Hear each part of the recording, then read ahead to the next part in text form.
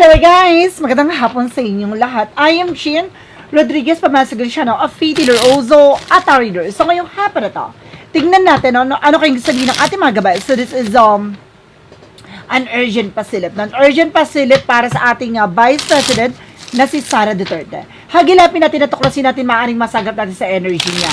So once sa ganito ay pawang gabay lamang, no? Pawang gabay lamang upang masilip yung mga bagay na posible mangyari sa hinaharap. No, pwede mangyari, pwede hindi mangyari. Ito ay pawang gabay lamang. And of course, guys, don't forget to like and subscribe my channel and hit the bell for more videos update. Maraming salamat sa mga walang sawang magsuporta sa aking channel. Lalo-lalo nang skip ng ads away pagpalain po kayo. Nang Diyos at may kapalisiksik nag-uumapo na biyayang manang sa inyo. So let's see guys, what is the messages, advices no, ng ating angel spirit na para sa ating Vice President, this is Sara Duterte. Let's see and watch this.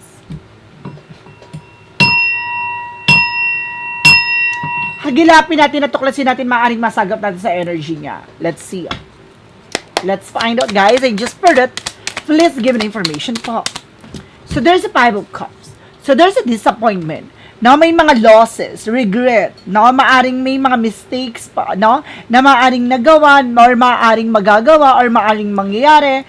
No, there's something a Five of Cups, something a losses. Talagang mayroong magaganap na maaring pagsisihan niya at the end of the time. The Five of Cups, something disappointment, regret. And of course, there's something guys with a Hermit card. Now, there's a spiritual awakening. Or there's a spiritual journey. So, talagang bagay na naka-line up. Or talagang magaganap tong mga bagay na to para sa kanya. Upang matutunan niya na ano man yung mga pagkakamali or maaring maganap or pagkakamaling mangyayari. No? Parang pinapakita dito na maaring lahat ng bagay na to ay daan lamang upang hubugin siya. No? Hubugin upang matutunan niya no, ang kahalagahan ng mga bagay-bagay or mga bagay o leksyon na kailangan niya matutunan. What is the additional messages? No, there's a loss, is something Hermit card. Na parang pinapakita dito na kumbaga parang pinapakita kung paano niya dapat pahalagahan ang isang bagay. No, wag niyang sayangin yung opportunities, wag niyang sayangin yung mga bagay-bagay na kailangan mas maging secure at mas maging maingat siya sa bagay na gagawin niya dahil at the end of the time baka pagsisihan niya. And of course, there's the Queen of Swords, no, clear the boundaries. So kailangan niya rin na parang mas maging wise, mas maging matalino sa pagpili ng mga tao na sa paligid niya. No, parang there is a circle of friends, circle of support na maaring akala niya sinusuportahan siya. But at the end of the time, parang kumbaga parte to na para kailangan mas maging wise siya sa pagpili, no? Kasi some of them na parang may mga toxic and negative talaga. No, what is the additional messages? Queen of Swords, something, a look at the Vicar Fiction. Parang pinapakita dito na malayo pa lang dapat tanaw na tanaw niya na magiging outcome ng bawat decision niya. Kasi mayroong losses or something disappointment or something regret na maaaring mangyari. And of course, there's an 8 of Wands. So there's something communication information coming in. So maraming transaction, no? Maraming communications, no? Na maaaring related dito sa energy niya. So there's a travel, information, messages, email, phone calls coming in. Additional messages. And represent with the Five of Swords. See? There's something self-sabotage. Yung may ipit siya sa situations na to dahil maaaring gigisayin niya yung sarili niya mantika. So, yun na nga, laging paulit-ulit sinasabi na at the end of the time, maaaring maipit siya at ang bawat action and decision na gagawin niya ay maaaring mag-reflect sa kanya. And of course, there's the word, maaaring makapag-travel to international or there's something an information from international na maaaring bumaba na. No? Mayroong information na maaaring magugulantang siya no? For international document or papers or something, a news, no? Na maaaring dumating, na maaaring makapag-travel siya international. Something like that. What is the Five of Cups? The Five of Cups represents with the Ace of Wands. Something a plan. So, meron ditong plano na maaaring ma-disappoint na naman siya for the second, third, fourth time around. With a pip, no? Kumbaga, maraming times na maaaring laging hindi inaisa sa katuparan na naman yung kanyang bagay or nais. No, the Ace of Wands, something a plan. The Five of Cups, something disappointment. So, pinapakita dito, lahat ng bagay na gagawin niya ay maaaring magka-flop. So, kailangan niyang mag-pay attention. So, kailangan niya maging aware. What is the Hermit card? There's a full card. See? So, there's something, a new beginning. So, may bagong simula with the Hermit card. So, pinapakita dito na parang susubukan din ang kanyang pananampalataya at paniniwala sa isang bagay, sa isang tao, sa isang sitwasyon. So, kailangan niya mag-pay attention dyan. Na may pagmulat na may pagmulat sa katotohanan, pagmulat sa sitwasyon. Ganon. What is the Queen of Swords? Represented with the King of Wands. So, there's a vision. So, talagang pinapakita dito na makikita na unti-unti, no? Ano man yung bagay na pinakamukha ng eksena na to, na maaring may related sa isang babae with the Queen of Swords, na nagbibigay ng information, no? Na parang gano'n, na may babae dito na maaaring pinakamukha ng eksena ng lahat. So, let's see what is the Five of Wands. The Eight of Wands. There's a Sun card. There's something appear positive outcome. So, merong bagay na maaring lilitaw-lilinaw, na maaring makatanggap na messages, phone calls, and email, no? There's something in positivity. There's a purification, paglilinis. Now, the Sun card, something purification na parang tatanggalin yung mga toxin, no, toxic, no, sa situations niya. Toxin is something, kumbaga, sa katawan yon, no, and toxic sa mga nasa paligid yan. So, there's a boat, no, maaring, kumbaga, may mga kinakain siyang unhealthy foods, no, na maaring hindi na nakakatulong for digestive, ganon, or maaring nagkakaroon dito ng healthy lifestyle. What is the Five of Swords? Represent, guys, with the Moon card. So, revelation. Ito yung bagay na marireveal, yung pag-isa sa sarili niya mantika, no? Na maaaring may unti-unting malalantad, unti-unting malalaman, o may bigla ang revelasyon na maaaring gugulantang sa kanya. What is the world? No? What is the world? Represent with the Four of Wands. So, there's something reverse, no? There's something, a gathering, no? With their family. Maaring may travel siya, no? International, maaring meron silang baka puntahan nila kanyang ama. Now, there's a Four of Wands in reverse na parang there's an unhappiness, unsuccessful situations na parang hindi kumbaga merong bagay na maaring hindi mapagtagumpayan, no? What is the Five of Cups because the Ace of Wands? Represent with the Five of Cups. No, there's something financial loss of financial crisis, of financial difficulties. Ito yung plano or kumbaga maaring there's a plan na maaring ma-disappoint siya kasi malaking pera ang maaring mawala sa kanya. Now, there's a Five of Pentacles about sa financial loss, sa financial difficulties, sa financial crisis. The Hermit card and the Fool card represent with the Seven of Wands. So, there's something protected. So, ibig sabihin dito na may mga bagay na pinoproteksyonan niya or may mga bagay na parang gusto niyang ingatan, no? Or mayroong mga bagay na maaaring magbigay ng kaliwanagan dito na parang gigising sa kanya, no? Ano yung kailangan niyang kumbaga i-protectionan or ingatan sa sarili niya or sa family niya, something like that. What is the Queen of Swords? Is the King of Wands. So, parang meron siyang maling paniniwala. Parang I feel something. May mali siyang pinaniniwala, ano maling paniniwala. With the Two of Swords. So, there's something decision that you need to make. So, meron ditong decision na kailangan niyang gawin. With the Eight of Wands and the Sun card, you represent, guys, with a Page of Wands. So, there's a news. No, may balita talaga with the Eight of Wands. So, there's something in news. No, may balita na maaaring pumatok or maaaring pumutok sa eksena. So, maaaring meron ditong, kumbaga, mabubulabog. What is the Five of Swords? Is the Moon card. Represent, guys, with the Four of Cups. Now, there's something re-evaluate or confusion. Ito yung revelasyon na maaaring magpapagulo sa sitwasyon niya or maaaring magigisa sa sarili niya mantika, isang bagay na maaaring hindi niya matatanggap. No? And of course, the world and the Four of Wands in reverse represent with the Judgment. There's something a wake-up call. Pinapaalalahanan siya, kailangan niya mag-pay attention. So, mag-ingat siya, no? Sa pag-travel international, baka hindi na siya makauwi. No, dahil maaaring maipit siya doon. No, there's a possibility na maaaring, kumbaga, there is something, app documents na maaaring related international, no, lalo-lalo na sa The Hague, no, maaaring, pumunta siya ng Netherlands, then of course, maipit na siya doon, hindi siya makabalik. No, I feel something na merong, illegal matters na maaaring ihain sa kanya doon. So, maging aware. Kasi meron ako na sense with the Five of Cups, because the Ace of Wands, because the Five of Pentacles. Represent with the Ten of Swords, with the Sabotage. Now, there's a betrayal. Now, ibig sabihin marami nagbibetray din sa kanya. Pera-pera talaga, guys. No, maraming mga nagsisinungaling behind the scenes sa behind her back. No? So, ibig sabihin dito, pinaperahan siya ng mga nasa paligid niya.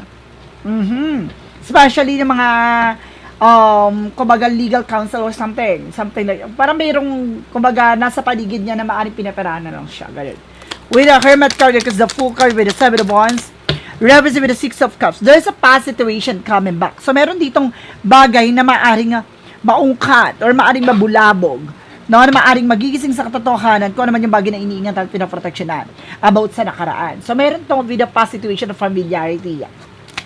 What is the Queen of Swords, the King of Wands, and the Two of Swords? Represent with the star. Ay, there's a lineup ha. Alam niyo kung bakit ko nasabi lineup talaga. With the star, the moon, and the sun. Nakita niya. Pag lumabas to sa isang reading, so nagre-represent to guys, no, na there's a lineup, no, maaaring mangyayari na ang dapat maganap. No, the star card, something a blessing this, guys. No, kailangan niya magdesisyon dito kasi may mga bagay na kailangan niyang kumbaga tignan yung whole picture para kumbaga kahit papaano makali siya sa situations, no? What is the Eight of Wands and the Sun card? Of course, the Page of Wands. So, represent with the Eight of Swords. May ipit siya sa situation. Itong balita na maaring kumbaga lumabas or malantad ay maaring maipit siya sa situation with the Eight of Swords. No? Kumbaga, lalo siya naiipit dito dahil sa mga nasa paligid niya. Na mas lalo siya madidiin dito dahil kumbaga may mga pinagkakatiwalaan siya na maaaring kumbaga inaano na lang siya, no? Parang yun nga, no? Sinasabot tayo at tatrader rin siya or tinatrader siya. So represent guys with a Seven of Cups. Now there's a confusion.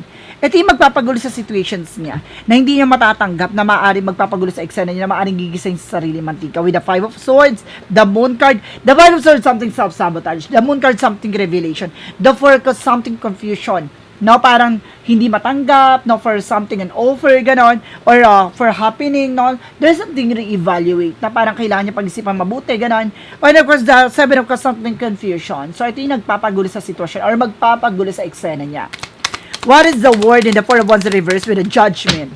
Represent with the Four of Swords, something rest. So, kailangan niya na pahinga, pinapaalalahanan siya dito na maaaring, kumbaga, hindi siya mapakali, no? Parang, kailangan niya na pahinga dito, the way na parang ang dami niya iniisip, nag-overthink siya, being paranoid, nagkakaroon siya ng sleepless night rather, no?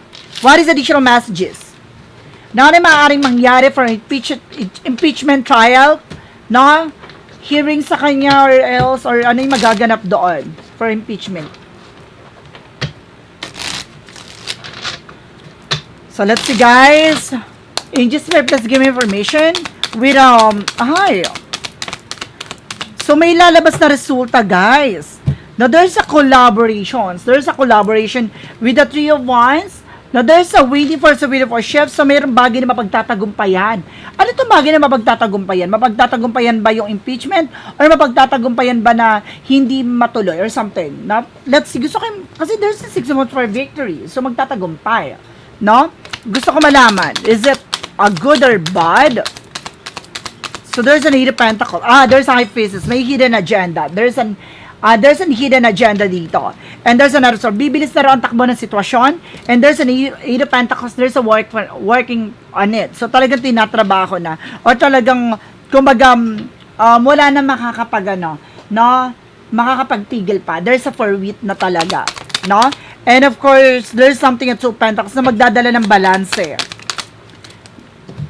So, there's an Eight of Cups. Now, there's an abandonment. So, talagang meron ditong iiwanan sa eksena. At yung sinasabing victory represents a may impeach talaga siya. There's something bigger. Mapagtatagumpayan yung impeachment dito. The Eight of Cups, something abandonment. No? Talagang iiwanan siya dito sa eksena.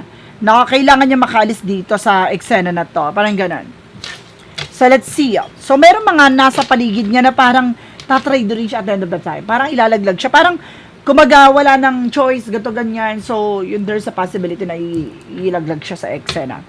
Additional messages pa tayo. Ano maaaring mangyari or maganap na sa eksena niya sa mga susunod na araw or sa mga susunod na panahon or anything about sa family? Ito na.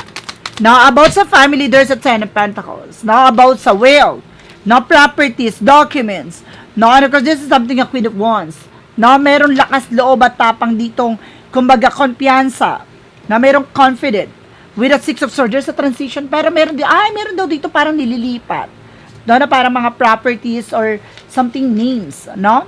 Or maaaring meron ditong parang binabago or babaguhin na eksena. Ano yun? Or ililipat. But Six of Swords, something transition.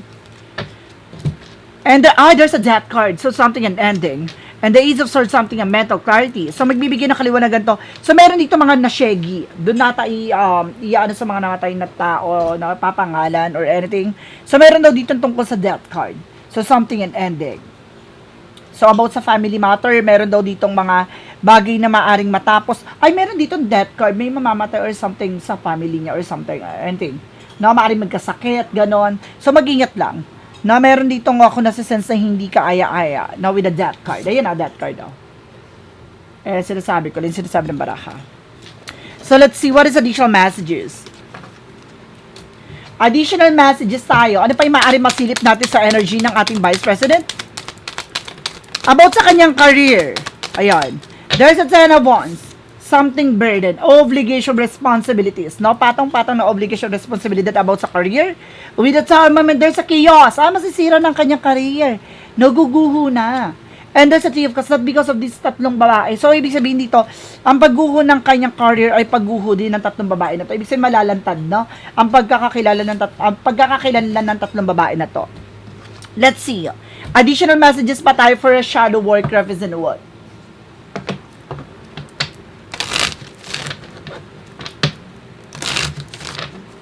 From the shadow work represent what? Hidden desires. So, meron siyang pangarap or meron siyang malalim na gustong mangyari. There's an hidden desires, no? Longing, matagal nang gustong mangyari or matagal nang gustong maisakatuparan, no? There is something clarifying for a life situation. Meron siyang pangarap na gustong mangyari or meron siyang gustong maisakatuparan dito.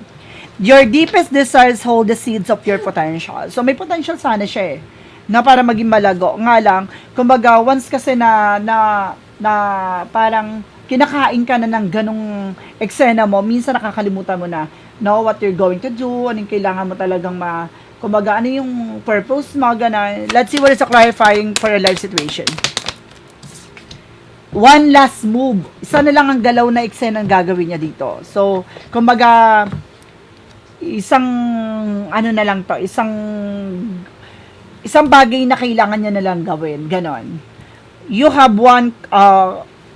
come far on your journey. Keep going and you will soon what you have accomplished. Ito na, ma-accomplish niya na raw kung ano man yung bagay na kanyang ginawa. So, ito na, one last move. Isang galawan na lang. No? Isang hakbang na lang. Ganon. Malapit na. What lies beneath the future?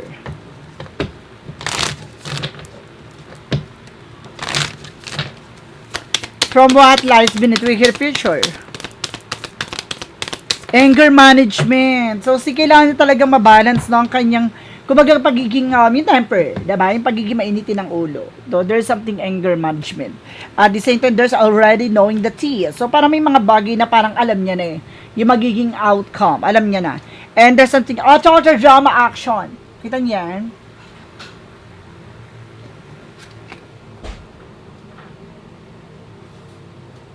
Diba?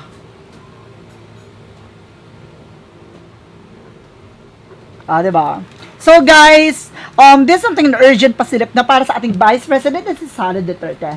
Once again, ito ay pawang gabay lamang. No? Pwede mangyari, pwede hindi mangyari. Ito ay gabay lamang upang masilip yung mga bagay na posibleng mangyari sa kanya sa hinaharap. Upang maiwasan niya yung mga bagay na hindi kaaya-aya magaganap. No? And of course guys, don't forget to like and subscribe my channel and hit the question bell for more videos update. Maraming salamat sa mga walang sawang pag-support sa aking channel. Lalo-lalo na ang digi-skip ng ads away pagpalain kayo. Nang Diyos at may kapal, siksik, liglig, nag-uumapaw na biyayang man ang balik sa inyo. Maraming salamat guys, in the next video. Bye-bye. And babush.